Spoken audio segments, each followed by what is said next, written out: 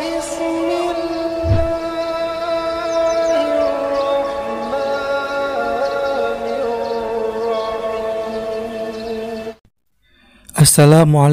warahmatullahi wabarakatuh.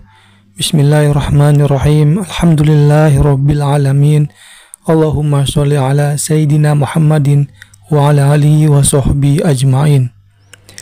Begitu besar tipu daya setan dari bangsa jin maupun dari bangsa manusia. Berikut ini akan jelaskan ciri-ciri apabila terkena sihir penghalang jodoh, dan juga cara mengobatinya dengan cara ruqyah.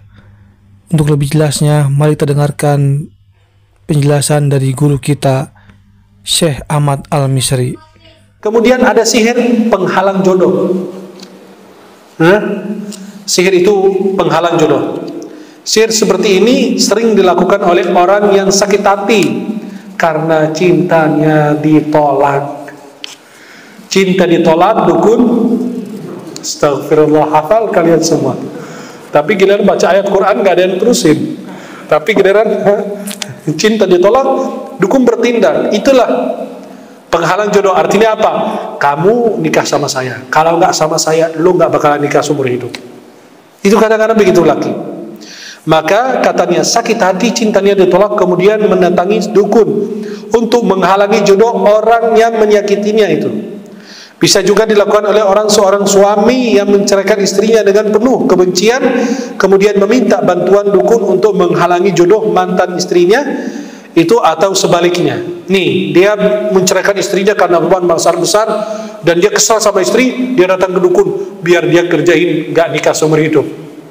Padahal udah diceraikan, bukan istrinya lagi, tapi sakit hati. Atau cintanya ditolak, saya tidak mau sama kamu, saya sudah punya sama ini. Wah, dia lebih bagus dari aku, dia susah, gak punya pekerjaan, dia ini. Wah, dia main kesal, datang ke dukun. Habis tuh perempuan, diikat. Dan kemarin saya kasih lihat foto perempuan pakai gembok. Artinya apa? Wanita tersebut tidak boleh nikah atau tidak mendapatkan jodoh, biar jodohnya jauh. Ini ada gejala-gejala untuk sihir penghalang jodoh. Pertama, merasakan pusing yang tidak beraturan, seperti ini, hari ini pusing, terus besok tidak, dan seterusnya, dan tidak hilang dengan obat-obatan dari dokter. Yang kedua, merasakan sesak nafas atau di dalam dadanya itu gak enak, gak nyaman, khususnya dari habis asar sampai pertengahan malam. Kemudian melihat laki-laki yang mau melamar dia itu dalam bentuk monyet atau bentuk-bentuk yang jelek. Contoh, dia karena mau menghalangi wanita tersebut mendapatkan jodoh, dia datang kepada sudukun, dan perempuan tersebut, setiap laki-laki mau melamarnya, dia ketemu laki-laki itu, pas lihat mukanya, lihat monyet, bukan lihat orang, lihat monyet, jadi kan nggak tertarik. Atau bisa sebaliknya, laki-laki itu melihat perempuan itu bentuknya monyet atau bentuk yang jelek yang lain, maka dia pergi, nggak bawa lagi, ya masa nikah monyet gitu. Kemudian banyak pikirannya kacau, dia nggak bisa fokus kepada pekerjaan atau apa yang dia lakukan. Di tengah malam dia sedang tidur, dia gelisah, nggak bisa tidur. Gelisah nggak bisa tidur bukan karena belum makan atau mau buang air, itu beda urusan. Tapi malam hari dia memang nggak bisa tidur, dia terganggu tidurnya. Kemudian kadang-kadang merasakan sakit di area perut dan merasakan sakit di area tulang belakang bagian bawahnya. Itu dia sering sakit. Tapi jangan pada pegang semua dibilang, oh iya saya juga sering sakit itu dulu. Kok nggak hilang-hilang? Astagfirullah. Maka itu berbeda. Bagaimana cara mengobatinya? Obatnya apa? Membacakan ayat ruqyah tadi. Kalau sudah keserupaan, lakukan seperti yang demikian. Tapi kalau tidak ada perubahan, maka kita suruh jaga sholat tepat waktu, tidak mendengarkan musik, jaga wudhu sebelum tidur, membaca ayat Al-Kursi, kemudian meruqyah diri sendiri sebelum tidur, dan mendengarkan surat Al-Ikhlas, Al-Falaq, An-Nas dalam sehari berkali-kali. Dan dikasih ayat-ayat ruqyah yang saya jelaskan tadi di air, dibacakan di air, kemudian disuruh mandi, ya, 3 hari sekali Mandi 3 hari sekali, tapi nggak boleh mandi di kamar mandi, dan airnya nggak boleh dibuang di kamar mandi. Kan air itu udah dibacakan Quran, maka disebut air Quran. Kalau diminum, minum. Kalau tidak, kita gunakan buat mandi, tapi di luar kamar mandi.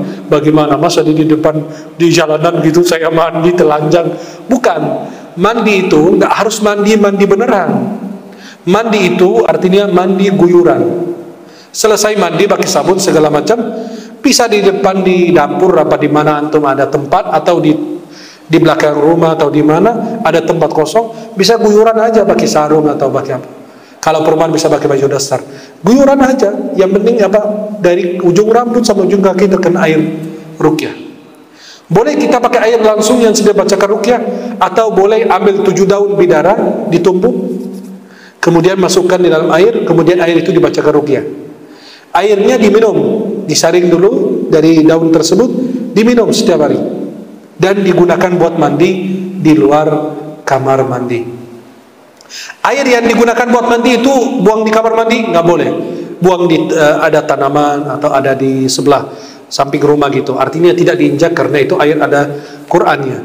Dan kita meminta orang tersebut menjaga bacaan ini habis sholat subuh 100 kali. La ilaha illallah wahdahu la syarika lah, lahul mulk wa lahul hamd wa huwa ala kulli syai'in qadir. Ini adalah di zikir pagi, bisa dibaca 100 kali habis sholat subuh.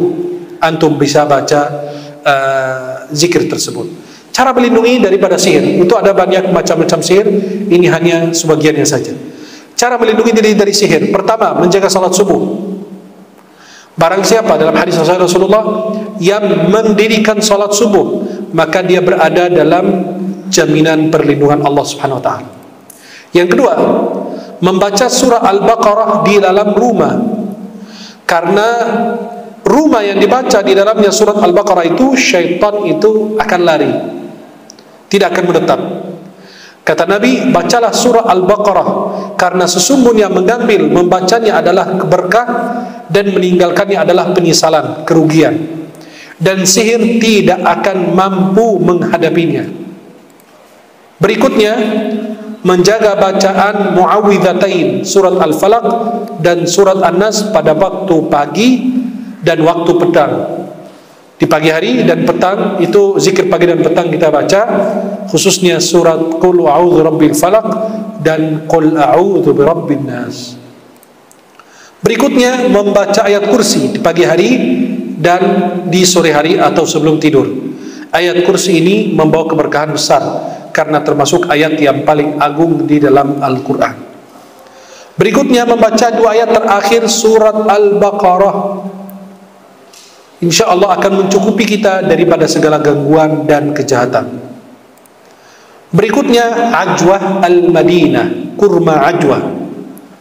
Memakan 7 buah kurma ajwah. Rasulullah bersabda, barang siapa yang memakan 7 buah kurma ajwah di pagi hari, maka tidak ada yang bisa membahayakannya pada hari itu, baik racun atau sihir.